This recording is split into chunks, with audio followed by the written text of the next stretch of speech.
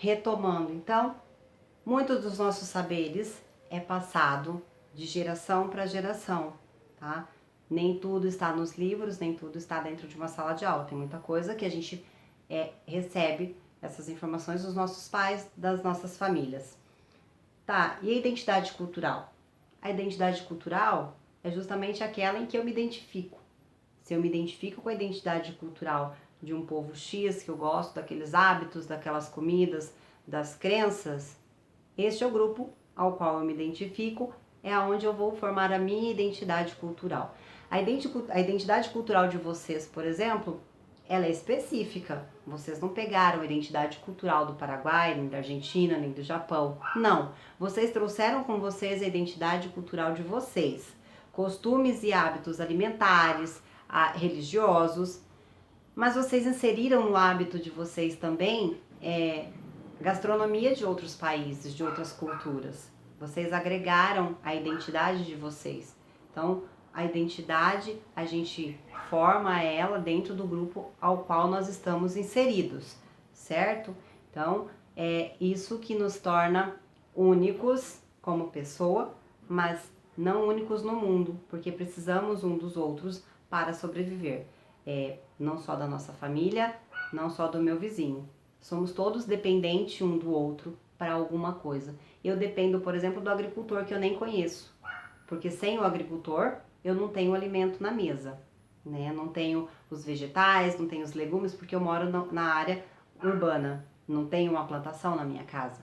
E assim é com vocês. Eu dependo das fábricas, nem conheço o grupo, mas eu dependo daquele grupo, porque sem eles eu não teria roupas, certo? Não teríamos móveis.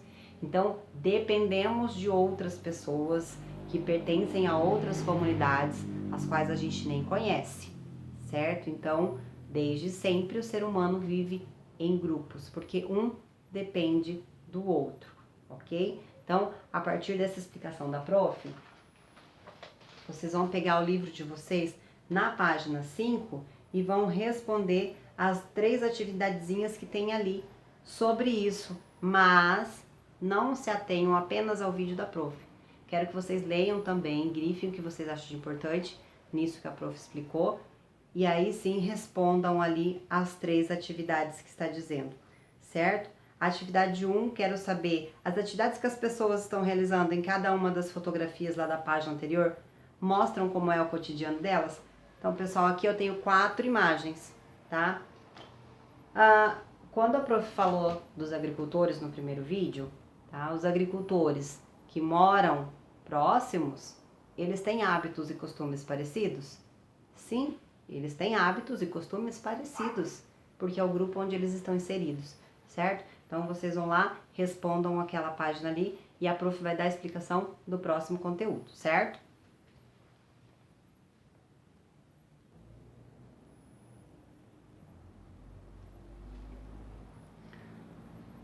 Bom, agora a prof vai explicar para vocês sobre os primeiros habitantes do Brasil, tá?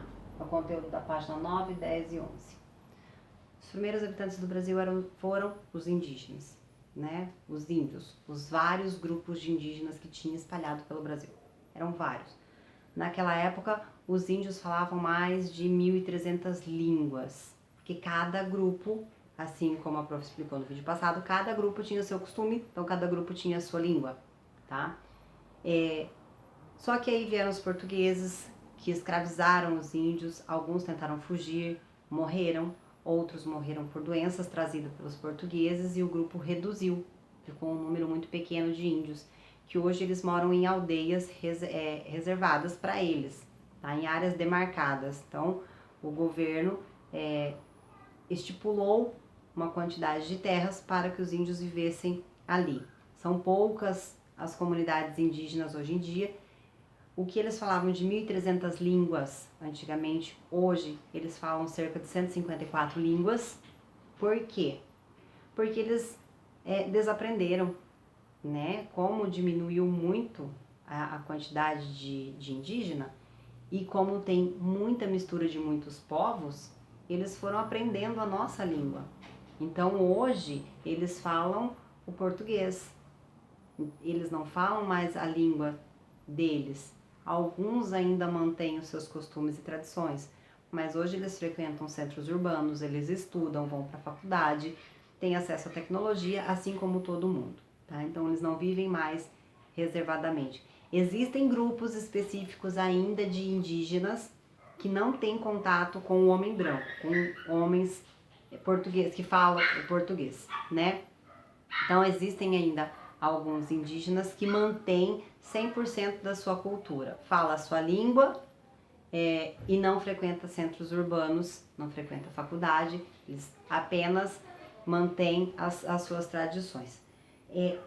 Dentro dessas tradições, já vamos iniciar com a pintura corporal, por exemplo, porque a pintura corporal é o que diferencia os grupos indígenas. Cada grupo tinha a sua língua e também a sua pintura corporal. O desenho feito no corpo era diferente de um grupo para o outro. Só que os desenhos também mudavam de acordo com a ocasião.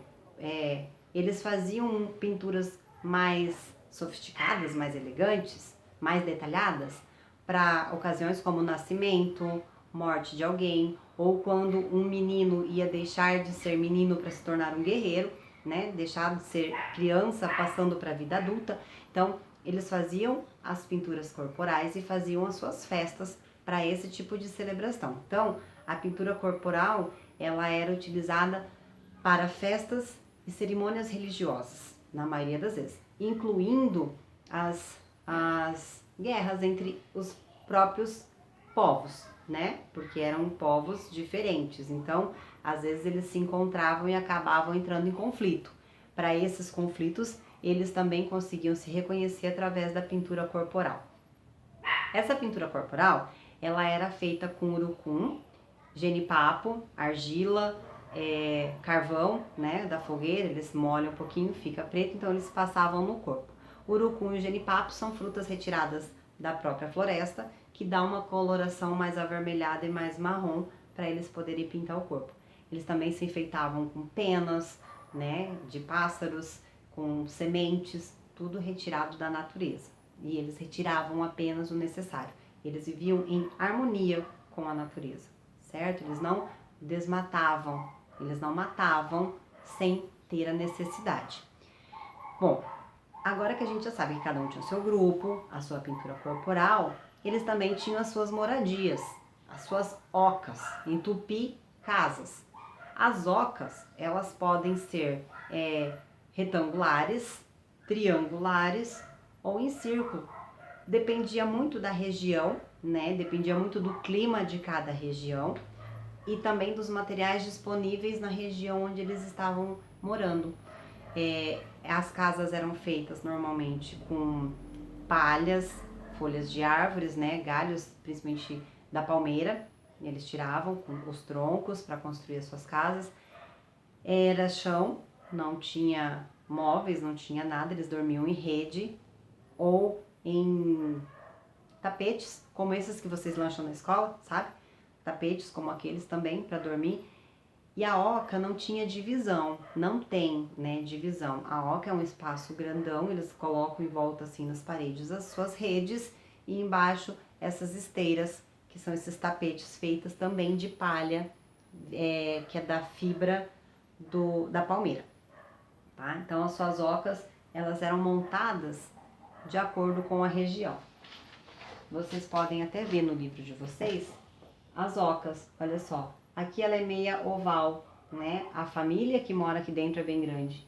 Aqui ela já não é mais oval, ela é meia quadrada, mas o material de construção é diferente.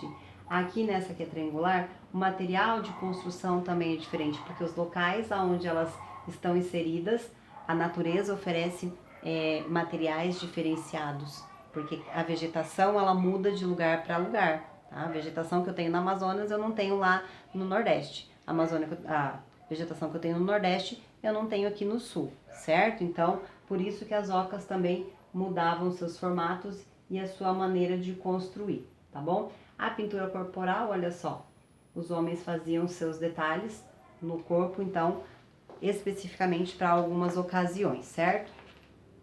Como a gente já sabe, os índios, eles têm hábitos específicos e os grupos são bem divididos.